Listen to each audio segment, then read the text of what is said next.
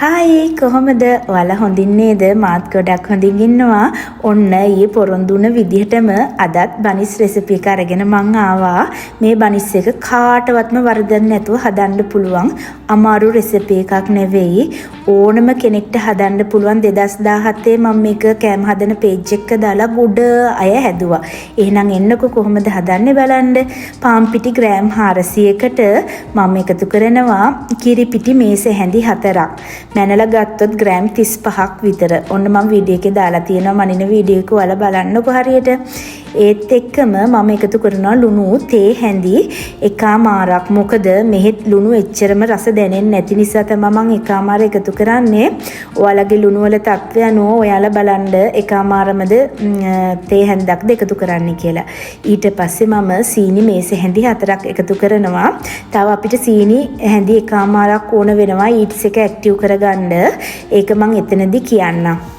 ඒකලා මේ ටික ඔක්කොම හොඳට මික්ස් කරලා අපි පැත්තකින් තියාගෙන අපි මද රස්නේ කිරි මිලිලීටර් 300ක් ඕන වෙනවා අපිට ඊට්ස් එක ඇක්ටිව් කරගන්න. ඊට්ස් ග්‍රෑම් 7යි මම ගන්නේ. ඊට පස්සේ අර මද රස්නේ කිරි එක මම දෙකට බෙදා ගන්නවා. ml 150කට මම ඊට්ස් ටිකයි අර මං කලින් කිව්ව සීනි හැඳි එකමාරයි දාලා ඒ ටික මික්ස් කරගෙන ඊස්ට් එක මං ඇක්ටිව් කරගන්නවා. ඉතුරු කිරි ටිකත් අපිට ඕන වෙනවා ඩෝ එක අනද්දී. මේක අනිවාර්යයෙන්ම කිරි 300 ml ඕනම වෙනවා. බය නැතුව දාන්න ඔයාලගේ පාන් පිටියකට ඒ ටික ඒ ගානට ඕනම වෙනවා. ආයෙ වෙනස් වෙන්නේ නැහැ. ඒක කළා මම ඊස්ට් ටික ඇක්ටිව් වෙන්න තියලම තමයි දාන්නේ. මොකද ඊස්ට් ටික ඇක්ටිව් නැත්නම් අනිත් ටික ඔක්කොම අපරාධනේ අපේ මහන්සිය. මොකද මේ ඩෝ එක නීට් කරන්න මේ මට හෑන්ඩ් මික්සර් එකකින් නීට් කරනවා නම් මගේ මික්සර් එකේ නීට් කරපු නිසා මට විනාඩි 25ක් ගියා. අතින් නීට් කරන කෙනෙක්ට නම් අනිවාර්යයෙන්ම විනාඩි 35ක් විතර යනවාමයි. මොකද එතකොට තමයි සොෆ්ට් එකට හදාගන්න පුළුවන්.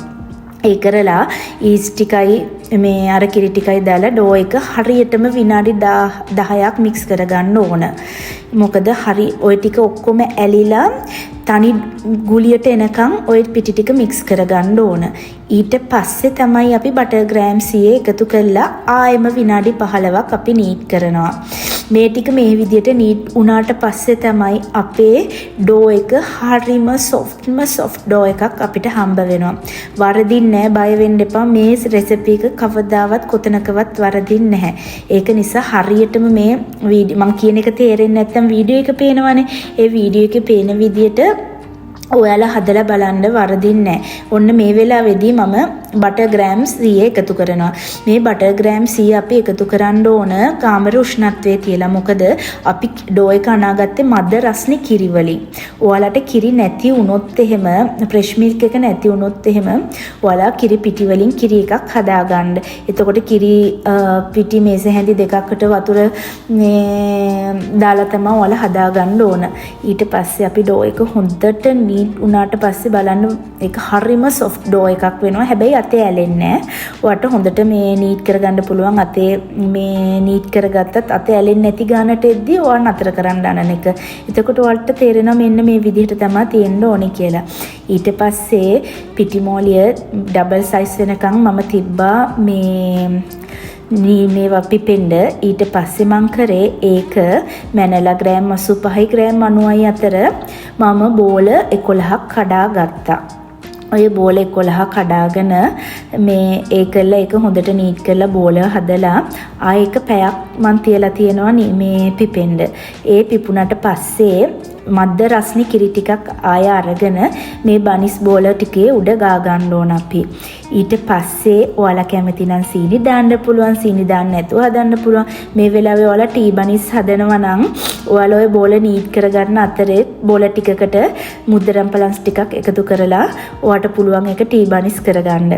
මෙහෙම කනවා නම් සීනි බනිස් විදියට හදනවා නම් සීම කිරි ටිකක් උඩින් ගාලා ඒක උඩට සීනි ටිකක් දාගන්න පුළුවන්. ක්‍රීම් බනිස් හදනවා නම් කිරි ටිකක් විතරක් උඩින් ගාලා ඔයාලට පුළුවන් මේ ඒක වෙනම බේක් කරගන්න. මම 4ක් මේවා හදන්න තිබ්බා. මේ ක්‍රීම් බනිස් හදන්න තිබ්බා. අනිත් ටිකම මම සීනි බනිස් හදාගත්තේ. මොකද බබායි හස්බන්ඩුයි කන්න ආස නිසා. බලන්නකො ඔයාලා වරදින්නේ නැහැ. මේක ඇත්තමයි මේක හරියටම ඩෝ එක නීට් කරගත්තොත් කොහොමත් වරදින්නෙම නැහැ. ඕන කෙනෙක්ට ලේසියෙන් හදාගන්න පුළුවන්. හොඳ සොෆ්ට් එකට එන බනිස් එකක්. මේක විනාඩි 15යි මට බේක් කරන්න ගියේ. මං හදපු හැම පාරම මට විනාඩි 15යි ගියේ. ඔයාලා බලන්න 15යි 18ක් අතර විතර යන්න පුළුවන්. අංශක 180ට කලින් ප්‍රී හීට් කරගත්ත oven එක දාලා විනාඩි 15ක් ඔයාලා මුලින් ලෑම් එක තියාගෙන බලන්න. ඊට පස්සේ ඔයාලට තේරෙයි. ඊට පස්සේ එළියට ගත්ත ගමන්ම ඔයා බටර් චුට්ටක් ගාලා ආයි හොඳට වහලා තියන්න. ඊට පස්සේ හොඳ සොෆ්ට් බනිස් එකක් ඔයාලට එනවා. තේරෙන්නේ නැති මොනවා හරි තියෙනවා නම් කමෙන්ට් එකක් දාගෙන යන්න. මම පුළුවන් වෙලාවට උත්තර ලියන්නම්. හැමෝම පරිස්සමෙන් සතුටින් ඉන්න. බයි.